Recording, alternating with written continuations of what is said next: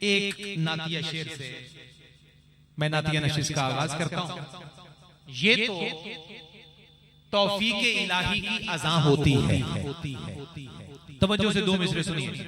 ये तो तौफीक इलाही की अज़ा होती है, नात कम ज़र्फ की किस्मत में कहां होती है।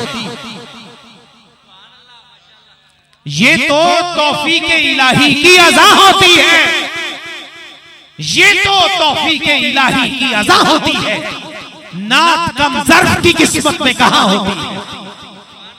ये तो तौफीक इलाही की अज़ा होती है, ये तो तौफीक इलाही की अज़ा होती है, नात कम ज़र्फ की किस्मत में कहां होती है।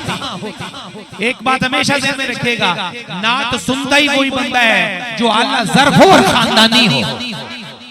ये तो तौफीक इलाही की अज़ा होती है, नात कम ज़र्फ की किस्मत में कहां होती है।